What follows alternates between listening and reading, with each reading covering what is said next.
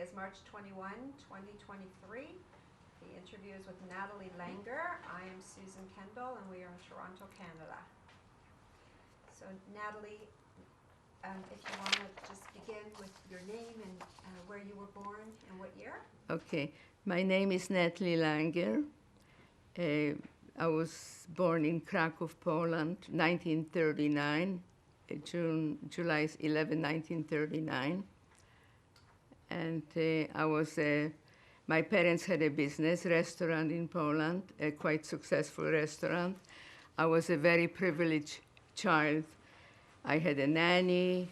My parents lived in a very nice apartment. My mother and my father were both involved in a business. So I had a nanny, and then my mother had a person coming to clean the house. I was a quite privileged child before the war. And when I was 3 years old, the war broke out. And I don't remember when we had to move out from Krakow to go to a little village. And we were there for I don't know how long. And then all the Jews had to go into hiding because all the Jews were taken to ghettos, and my parents didn't want I should go to ghetto because they knew that children don't really survive in those environments. So they went to ghetto, and they took me to a church, to a priest. My parents were not that religious, they were more assimilated. So they had a lot of probably Gentile connections. And they took me to a priest, to a church, if he could hide me. So I assume, because you know what, I really don't know, but he says he can't hide me in a church, but he's gonna send me to his sister to a different town, and that's where I'm gonna be. So he sent me there, and at that time I was 5 years old. He sent me there, but it was a home with about 4 or 5 children, quite poor home, and they didn't really treat me right. They abused me. They made me do all the work in the house, and I was there for 6 weeks. That after 6 weeks, when my parents took me home, back wherever, they didn't recognize me. I was like a Biafra, like a child. I was completely like starvation. They didn't give me food because they had 4 or 5 children of their own. So whatever food they had, they gave to their children. So, and then I think from there we went to hiding. So we were hiding in, I think, 2 or 3 different places. One was longer, one was shorter. One time I remember we were hiding by a Polish family outside Krakow in a little village. And then the man said to my parents, it's Christmas time and it's going to be New Year, and I want to make myself a party, and you have to go. And it was winter time, and my parents must have a lot of connection with different Polish people, because we went from this place to another village in the snow. I remember very, very high snow, and it was my grandmother, me, and my parents. And my father carried me on his shoulder, and my grandmother, they had to pull her on the snow because after a while, she couldn't walk anymore. And we came to this place, and we were completely, completely frozen, that they had to put a heating pads on me and my grandmother just to kind of melt it out or something. Anyway, and from then, you know what? We're just going from place to a place, hiding. And then we came to one place that we stayed there for about 3 years. And the family that was hiding us, they had a 16-year-old granddaughter. And in that hiding place was my parents, myself, my grandmother, my mother's brother, and another two brothers, and another lady. There was about 8 or 9 people who were hiding in this place. And I think that it developed some kind of a romantic feeling between that Polish 16-year-old girl and my uncle. And she started helping us out. If my parents had some jewelry, so they used to give her a piece of jewelry. She used to go and sell it and buy some food. And everything had to be hidden because, God forbid, if a neighbor would see or something, you know, and those people, they're not rich people. They were, suddenly you buy food, you buy more food. Where does the money come from?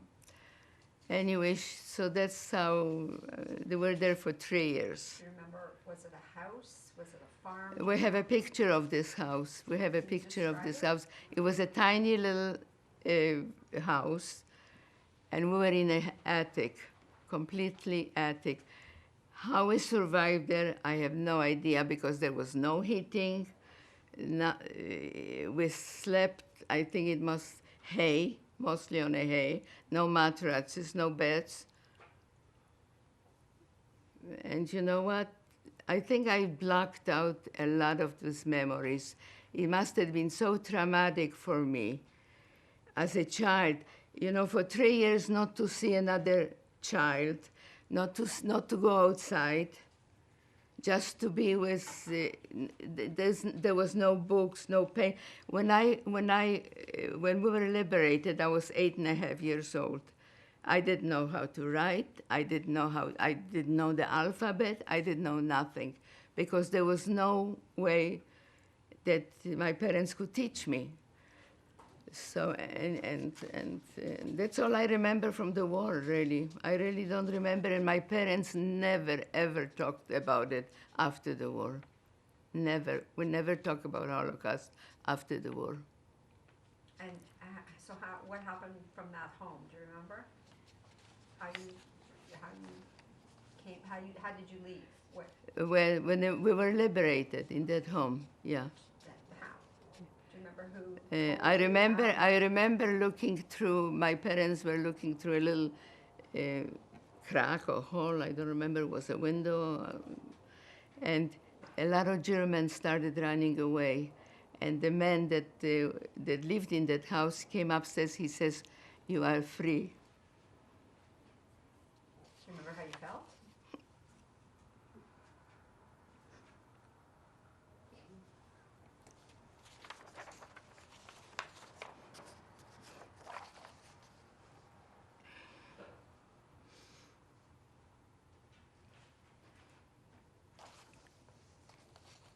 Yeah, in that time, my parents went to Krakow, back to Krakow, and they left me with somebody there, with a neighbor, I don't know.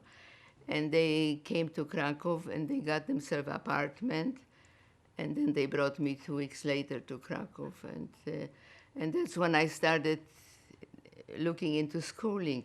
It's very hot in here, no? It's me. Just a second. Excuse me.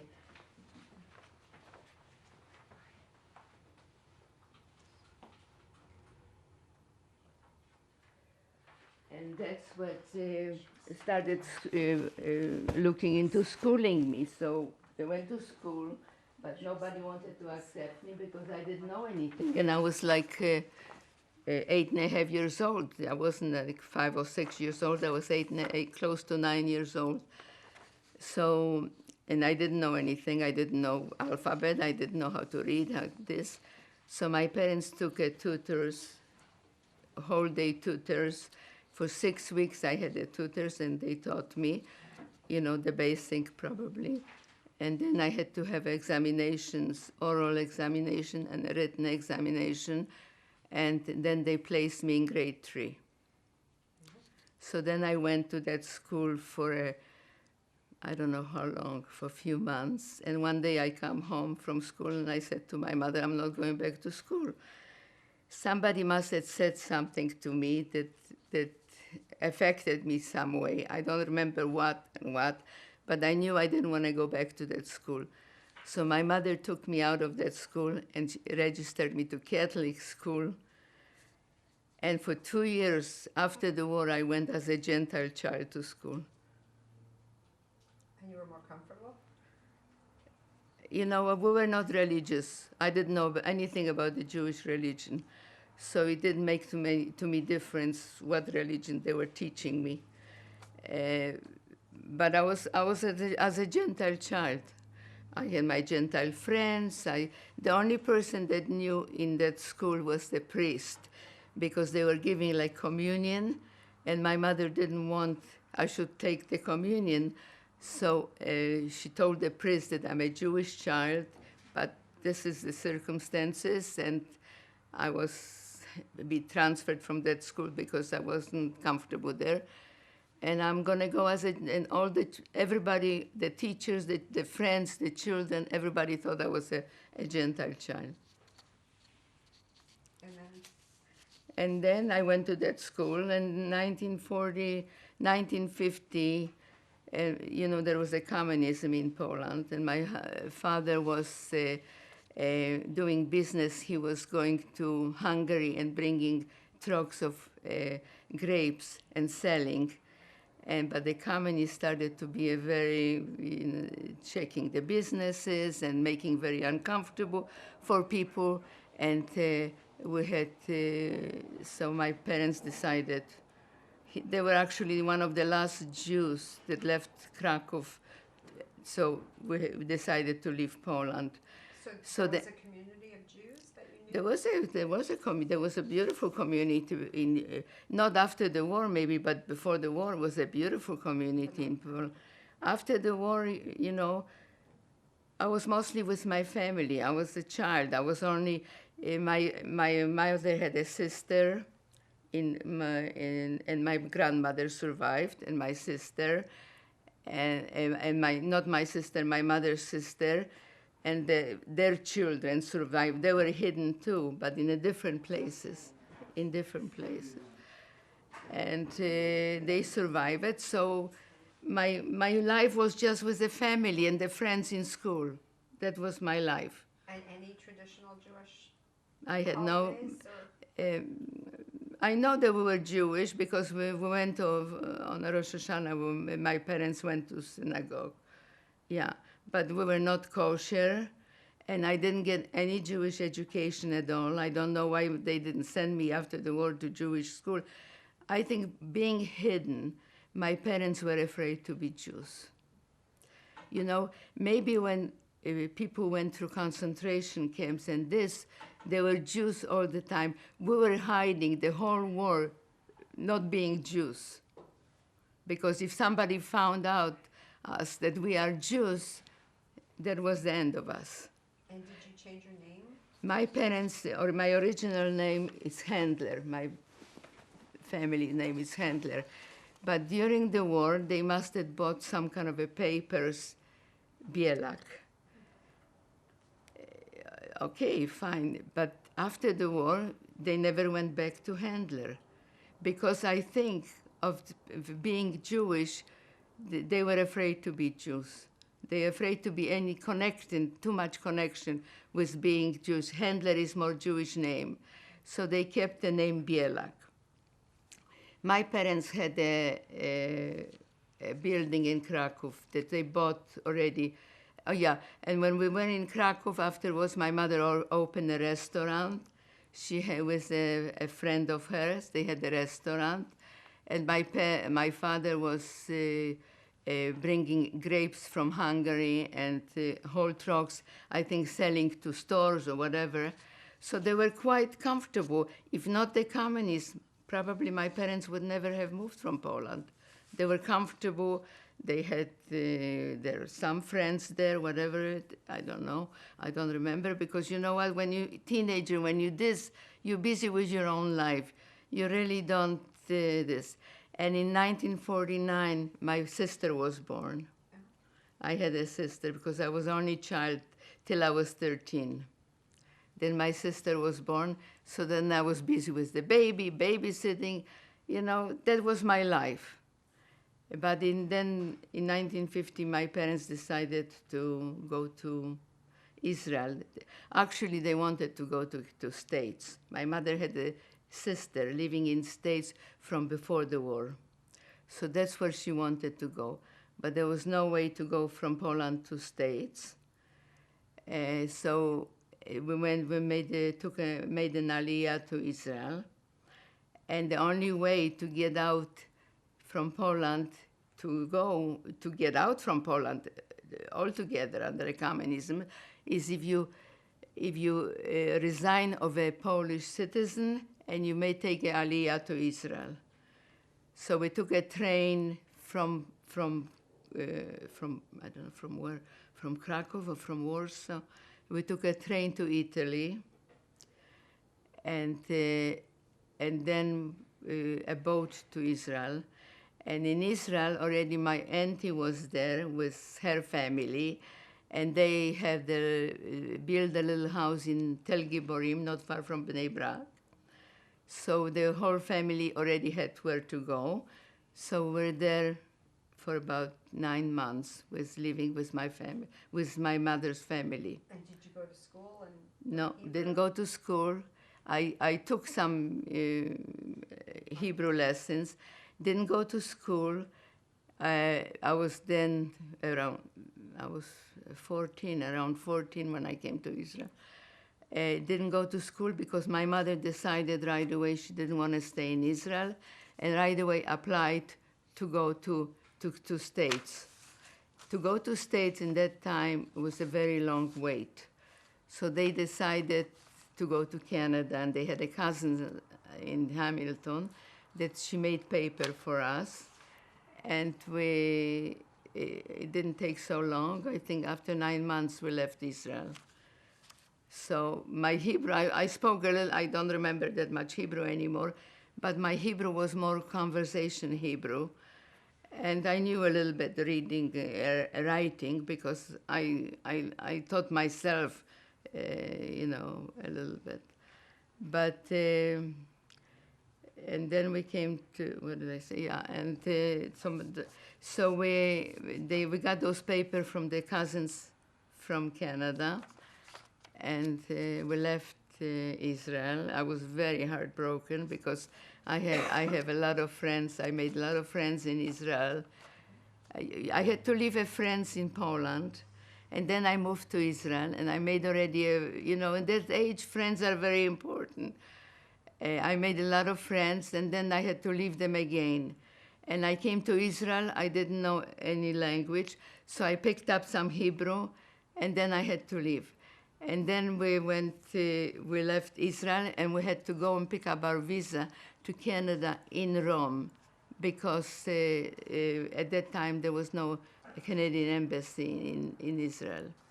In 1951, there was not, they didn't have an embassy. So we came to Rome, and How did you get to Rome? I don't remember. You know what? I don't remember whether we flew or no. We probably took a boat. I don't think we flew. No. Yeah, we took a boat to Italy. We came to Italy. My parents, we went to a hotel because the next 2-3 days we had to go to the consul to pick up the visa and leave for Canada. Meantime, my parents, at that time in Israel was Sena. The food was very scarce. Only I think on carts you could only get, you had a certain amount of food that you can pick it up. So when we came to Rome, I remember my parents took me to a market, a food market, by all kinds of fruits and cheeses and salamis and everything. But this, we brought everything to a hotel. They spread it out on the table, not even a table, on a bed, and we ate it. It was such a luxury because we didn't have this in Israel. And then 2-3 days later, my parents were scheduled to go to the consul to get the visa to Canada. While they were at the consul's office, They were waiting in the waiting room, and there was few other Jewish families talking in Jewish. And they said, you know what? If you have anybody in States, don't mention, because it's going to look like you want to go to Canada just like a stepping stone, and then you're going to go right away to States, where you're going to apply to go to States. So my parents went to the council. I wasn't with them there. And the first thing they asking, who is Helen Brenner? Do you know Helen Brenner? Helen Brenner happens to be my mother's sister that lives in New York. And we didn't know that she was one of the guarantors for the papers too. They didn't know this. So automatically it was a lie.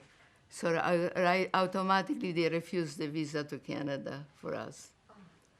So now we are in a country, either to go back to Israel, which my parents don't want to go, and what do? You know, we can't stay in a hotel. We stayed in a hotel for a week. What do? We have, so they had all kinds of agencies there that they kind of tried to straighten out the situation. They said it must have been a misunderstanding. It was a language problem. They didn't understand what they were asking, or this and that. Anyway, but it took time. So meantime, my parents rented a little villa outside Rome, and we stayed there. And we waited for the visa, if we can get it. But again, I made a whole bunch of friends, and I was so happy there. And then I had to leave again and come to Toronto. We came to Toronto. I was crying my head off. I come from a beautiful city, Rome. Toronto at that time was not a nice-looking city. It was winter. It was nice. I was so upset. I said to my parents, first of all, I wanted they should leave me there. I wanted to go to kibbutz. I didn't want to leave Israel to start with. I said, you go, and I go to kibbutz, and we'll see if I'll come and visit you. If I'm going to like it, I'll stay with you. If not, I'll stay in a kibbutz. My parents wouldn't leave me. Then I came to Canada, no language again. No, you know what? At this stage of life, to change 3 countries and not to be able to go to school is a very, very traumatic situation. I was 15 when I came to Toronto. And where did you get the clothes for the winter? You know, my parents, when they were in Poland, they used to send money, a little bit of money, a few dollars, few American dollars to my aunt to New York. They used to send it. I don't know how they send it, but they used to send it, and I think they accumulated maybe $5,000 or $6,000 at that time with my aunt in New York. So when we were in Italy, my aunt was sending money because from this money, what my parents accumulated, so we were able to survive in Italy because, you know, it costs money. Then when they came here, I don't know. I guess they had, you know, you bought a jacket or something. They had to buy it. It was winter time. But, and then they rented a flat on Manning Avenue. Friends of our parents from Poland bought a little house on Manning Avenue, and they had a flat, so my parents rented it, and we stayed there. And my father couldn't find work. My mother got a job in a bakery. She was making $15 a week. But that time, $15 a week was, you know, it was money. And they found me a job in a factory. I went to a factory, and I made quite a bit of money. At that time, I made $30. My mother was making 15, and I, at 15 years old, was making $30.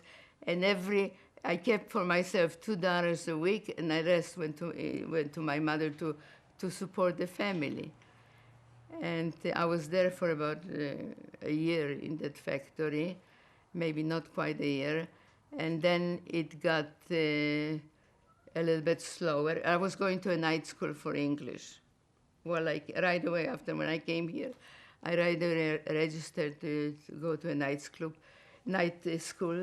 because I wanted to learn the language, and but I couldn't go to day school because I had to go to work to help my family. They had a my sister was 18 months old when we came to Canada.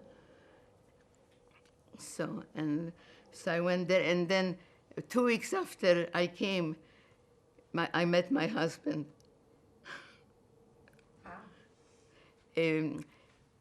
That place that my parents rented a house, the man of wait a minute, the man that had the house, he had a brother, and the brother was married to my husband's sister. So Manny bought himself a car at that time, so he needed a garage, and they didn't have a car, so he came to them to rent a garage. What a story. And anyway, and that's how we met. And from that time on, we're together. Did your parents also go to school? Did my parents what? Go to school to learn English? No. Whatever English they knew, they just picked up themselves. They weren't that good in English, but they picked it up. And did you go to school? And then, you know what, when the factory got slower and my father got a job, so Manny said to my mother, now she's, you know what, you have a job, and her father got a job, and now it's so slow in a factory, so maybe Natalie can go to day school. So he took me and registered me Central Commerce, and I went there for 2 years. So I finished secretarial 2 years course. And just to go back a little bit, when you were in hiding, did you ever have to be hidden? Did your father ever have to hide you? Yeah, there was one place that it was a little house, and around that house was a lot of land, and the German soldiers decided to practice there. So while they were practicing around this house, they were always coming into the house to drink of water or whatever, and we were sitting upstairs. So one time, it was so suspicious that they have some kind of a suspicious that there's somebody else in this house beside the owner of the house. So my parents put me in a straw, like those, you know what are those called? Huh? A sack? The hay sacks. Put me that in case they're gonna be found, so at least I'm gonna survive because I'm gonna be hidden in How there. old were you? Maybe 6 at that time. And I was a very sick child too while I was there. I had all kind of infection. I didn't have the nourishment. So you know what? I was coughing. So when I was coughing, they used to put the pillows so that nobody should hear that. Were you afraid? Did you understand that there was a fear? I was petrified. Even before we started hiding, when we're still able to be outside, whenever I seen a German man, a German officer or something with a German shepherd, I was like in complete panic. Is that because your parents taught you, or you could just? No, it came natural. I think when you're in a certain circumstances, you don't have to be taught. It just, you react. You react. And the 16-year-old girl, And what happened to that relationship? they married. They got married. After the liberation, my grandmother was very upset because in those days intermarriages, wasn't really accepted at all. So my grandmother was very upset with him. He says, "Give her whatever we can. We'll give it to her, but please don't marry. She's a wonderful girl, but she's not Jewish." But my uncle says, "I like her. I promise her, and I'm gonna marry her." And they got married. They had 2 children, but the problem is that she never converted. My uncle didn't let her come. She would have converted.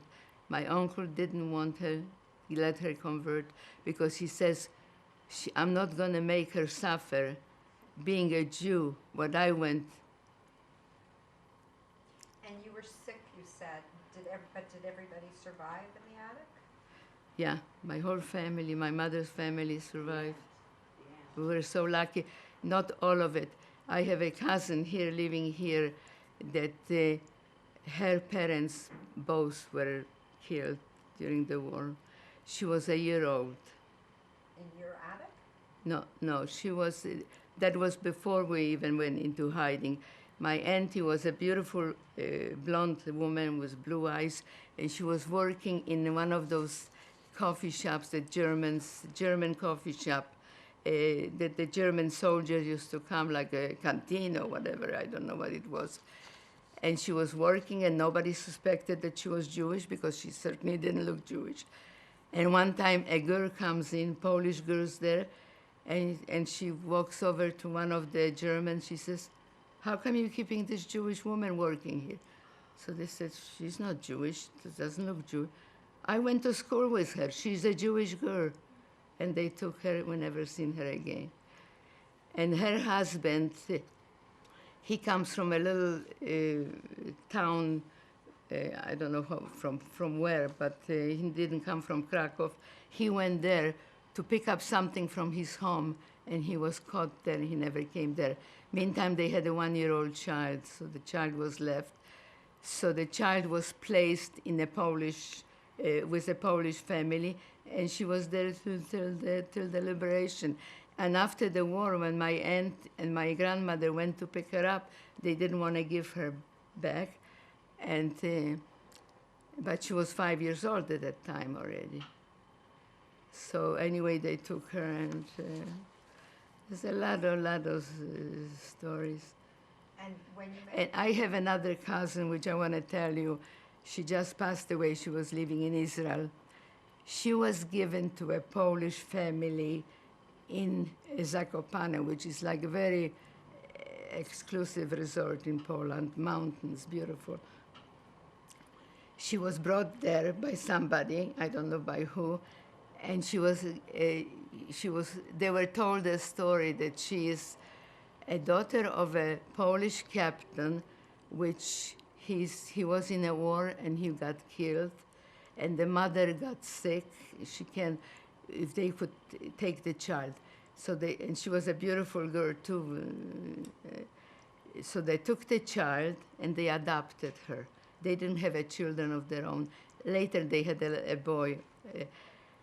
Anyway, after the war, my uncle comes to pick up his child. And the people said, what do you mean you're picking up your child? This is our child. We adopted her. She's from a Polish captain. So anyway, they told them that it was a lie, that this child is a Jewish child. This is the father of the child. Anyway, my cousin didn't want to go with her father. She was, at that time, she was about 4 years older than me, so she must have been around 12, 13. She didn't want to, she had such a beautiful life there. They were very prominent people in this town. She was like a princess. So she didn't want to go. You know, eventually she had to go because it's her father, but she was psychologically damaged because of that. Because you know what? She loved her parents. She didn't see her father for close to 4 or 5 years. She loved the parents that Polish people were very good to her, and she knew that she was adopted by them, but they were very good to her. They loved her, and she loved them. And you know what? Suddenly a father comes. A father is a stranger. It's like a stranger. Suddenly you will take away from your parents. So she was psychologically damaged all through her life. I mean, she went to Israel, she got married, she had children, she had a very big misfortune because one of her sons died during the war, Israeli war. but those are the stories from that. And But- in Toronto, did you feel any anti-Semitism? No, Did you start no. learning traditions? How? The tradition that I started learning is when I married my husband, because my family was very assimilated. In fact, the first time my husband took me out somewhere to a deli or something, so he ordered me corned beef. He says, "What do you want to drink?" I says, "I want a milkshake." He says, "What do you mean milkshake? You don't drink."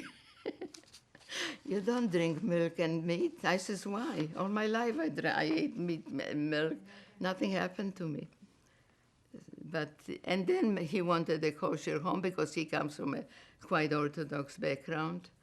So we had a kosher home. We're not, religious, but we're traditional. Yeah. And do you believe in God now after all of this? Do you?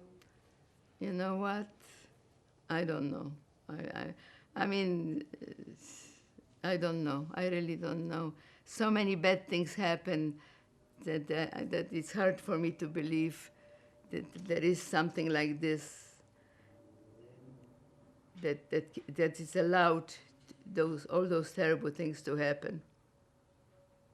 And have you gone back to your home? Your home back to Europe? Yeah. We went.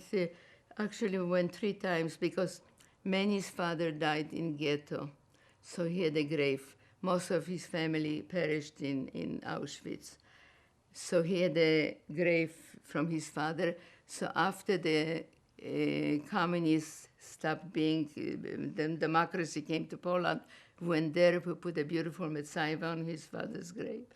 And then we went again to visit, and then we took Darlene and her husband, and we took some grandchildren with us too. So we went about 3 times. I think many went 4 times. And that feels okay for you to go there? You know what? I didn't want to go back.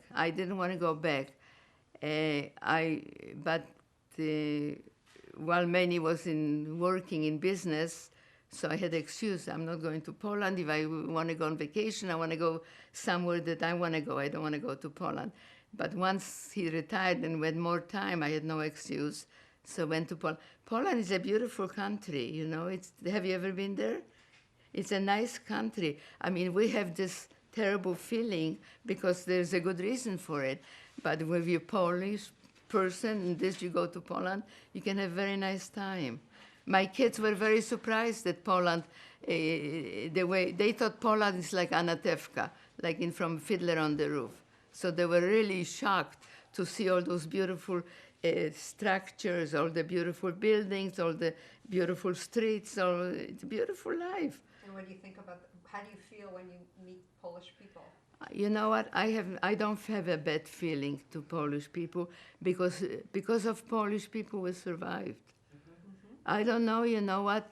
If I would it wasn't so easy to hide Jews because their whole life was threatened. Not only their life, but their children's life was threatened. I don't know if I would do it. Honest to God, I'm sometimes talking to my husband. I says, I don't know if I would have the guts to take a chance with my children's lives and hide somebody when such a terrible thing would happen to us. Were those people honored? Yeah. Yad Vashem. That's amazing. And so, since you've come to Canada, how you have children now? What? Yeah, I have. I met my husband when I was 15 years old. We got married when I was 18. We had 3 children, 3 daughters. Unfortunately, we lost one a few years ago. My daughter passed away. And now we have grandchildren, great-grandchildren. So we're lucky in this way. Sure. Is there any other thing that you remember about your time during the Holocaust? You know what? I don't remember that much from really when we were hiding, because don't forget I was a young child and my parents took care of everything. Wherever they took me, I went. Wherever they went, I went with them. But I know it was, I don't even remember the place that we were hiding, tell you the truth, because we went there back to Poland, so we went to visit this place. And I looked at it, and no recollection at all. No recollection at all from it. I said, how could we survive in a place like that? Show them the pictures, Darlene, from that attic that we were there. When Huh? we're finished, when we're finished with the interview, Yeah, you yeah. can show. So, How about when you were, sorry, German came up to look, they thought you were... oh yeah. Before we went into hiding, my parents gave me to another place.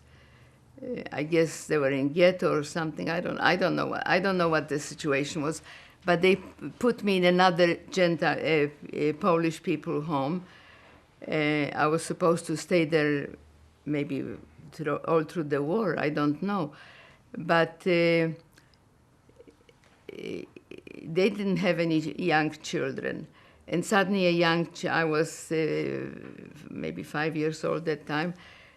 Suddenly they have young children, and the Polish people sometimes are suspicious. What is this? Where did this come from? They said that I came from a niece. I'm a niece's daughter. The daughter had to go to camp, to working camp, and they sent her she should be with them for a while. But somebody got suspicious, and either they said something to authority, because one day I'm already in bed, and they come and knock on the door. You have a child here. Is this a Jewish child? So the woman says, no, what do you mean Jewish child? This is my niece's daughter. She went to a German working camp, and she sent the child here because she had nowhere to leave the child. We want to see the child. So I was already in bed, and two men came in. This I remember because it was kind of scary, very scary for me, because I knew that I was in danger all the time. Even as a child, that young child, I knew that I was in danger all the time. So they came and we want to see the child. They came and they come. I was in bed. I was covered, and they come uncovered, and they look at me, and one looks at her. This is not a Jewish child. She has blue eyes. She's light. This is not a Jewish child. And they walked away. Wow. Were you told a story to tell? If they would have asked you? To who? If they would have asked you, did you know to say that you were the daughter of the animal? I don't know what I would have done. I don't know. No, I would know I probably wouldn't even answer them. I don't know. I don't know what I would have done if they would have asked me something. Thank God they didn't ask me anything.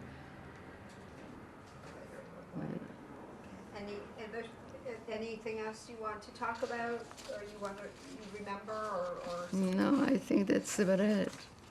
And then, you know what, I got married, we bought a home, we had a nice life. My husband made a nice life for us. How about Zakopane, when you went to Zakopane to get, What? after the war? What? Buba sent you to Zakopane for your health? Oh, yeah. Yeah, after the war, when we were liberated, I was very undernourished, probably, and I was for 3 years I couldn't talk loud, only in whisper. You can't talk loud because you don't want to be heard by anybody, so only whispered. So when I was liberated, I couldn't talk. I could only whisper. So my vocal cords were completely, I don't know, gone or something. So my mother took me to a special doctor, and then they sent me to a special, for special treatments. It took about 6 months till I was able to talk louder.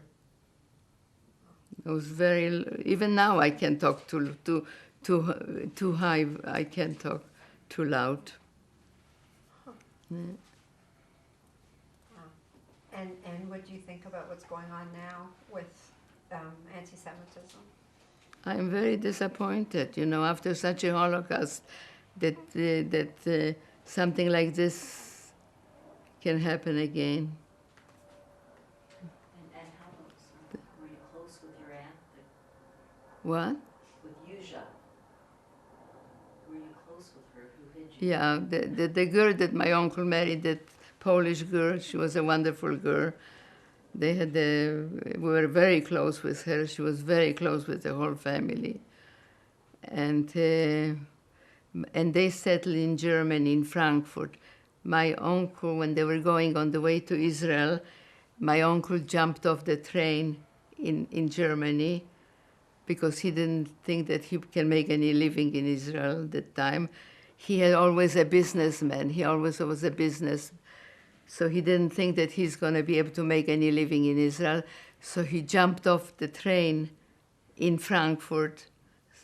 And my aunt went to Israel, and then he established himself a little bit there, and he brought his wife back. And they had a child, a daughter, but she passed away, I think, right after she was born. And then they had a son. They have a son. But the problem is that the son, since the mother was never converted, he wasn't a Jewish child, and they stayed in Israel. He married a German woman. They have 2 children now, but even in Germany, I think he was afraid to acknowledge that he's come from a Jewish descent. So that's what happens. And is there anything else you want to share with us? No, I think that's about it. You know, some of my life. Mhm. Yeah. And you have some pictures, some photos you want to? Darlene, you want to give some? What kind of a picture? From when do you want? From now? From before? I don't. I mean, Well, Well, who were your parents? certainly where you were hidden, that would be wonderful. yeah, you have that. This is, you can show this your parents, and I'll bring you I'll show. who these people are. Yeah, And then- those were my parents when they got married. Just hold them up for the camera, just Oh. below your chin. And you can tell us who they are. In Krakow.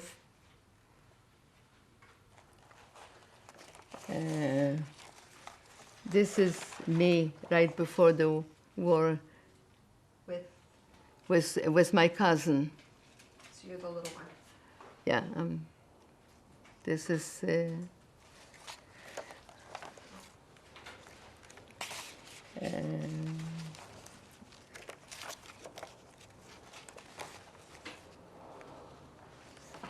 This is my parents and my uncle and the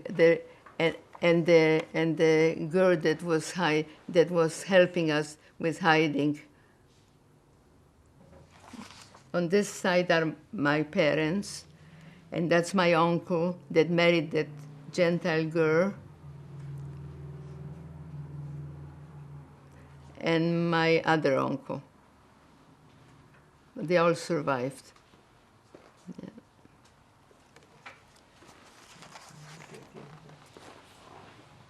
I don't know if this is. Oh, this is my parents when they got engaged in Krakow.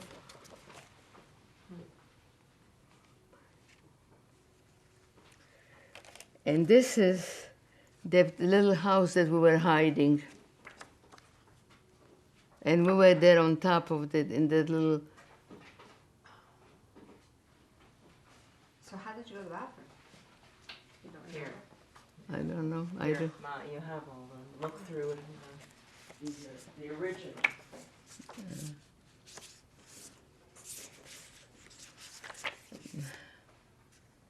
What is this, Darlene?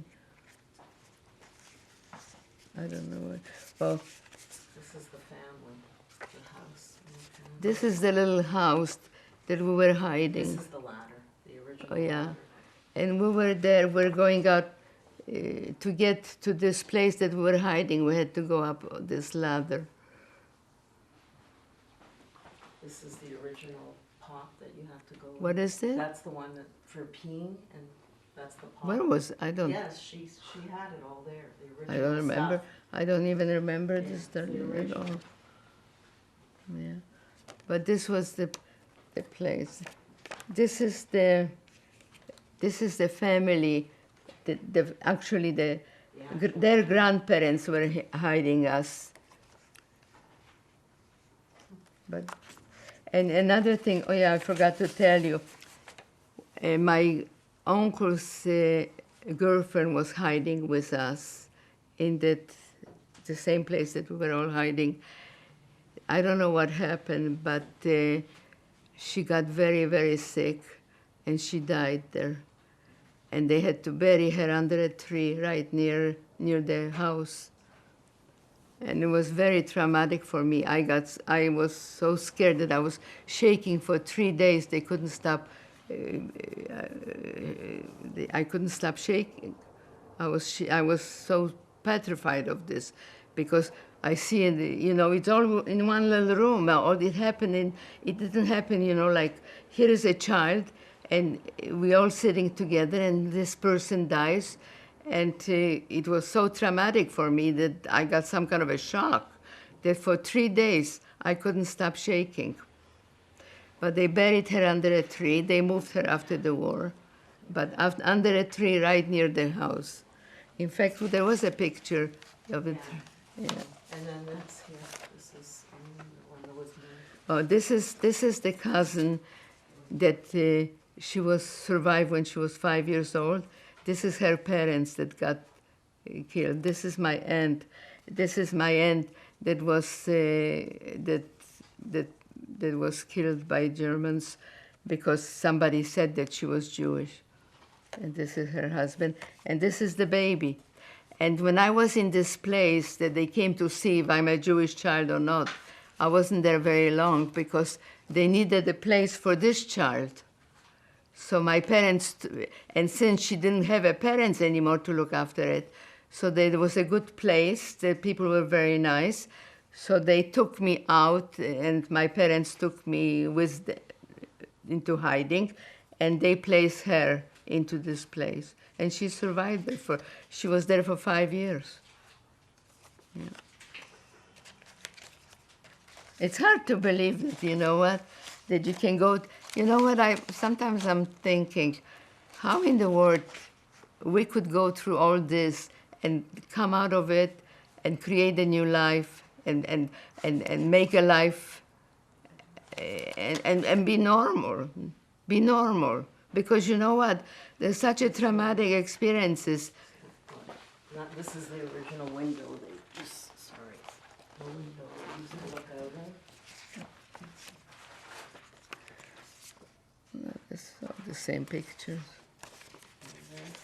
What is this? This is when we went to Poland. We went back to Poland.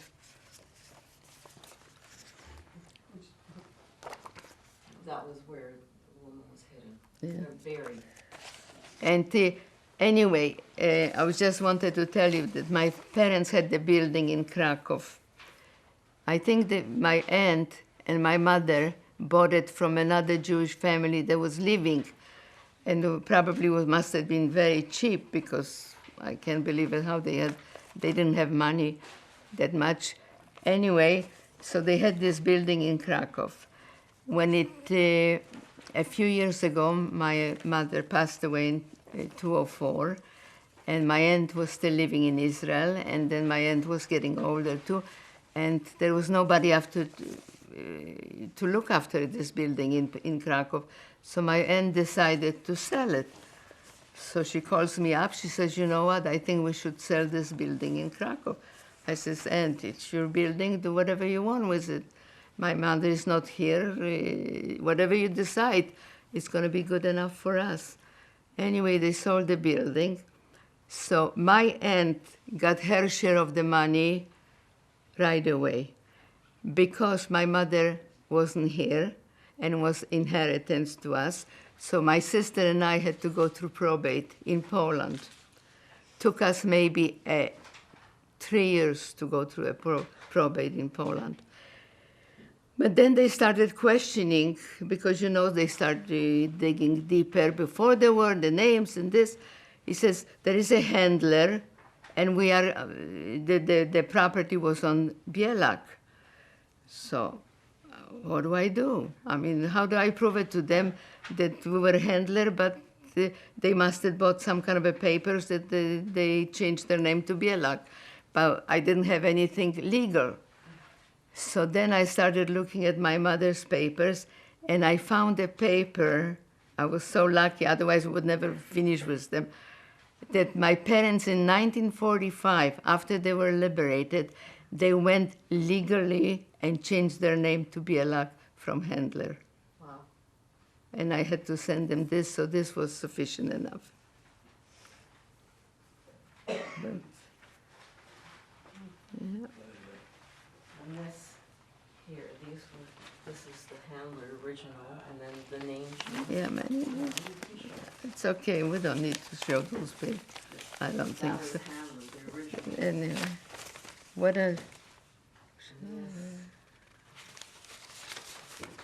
Anyway, Darlene, I think it's enough. and this, you can show this, What is this? that was under the, Oh, this is a book that we were in Lodz, and we went to the Jewish organization to leave them some donations. Meantime, there were those two books lying on the table, and my husband started questioning what's all about. So they told us that there is a house being demolished, and they found this under the floor, and they're gonna have to destroy it. They're gonna burn it. So my husband questioned if he could have them to take them to Canada, and they allowed him to do it. So we brought them from Lodz to Canada.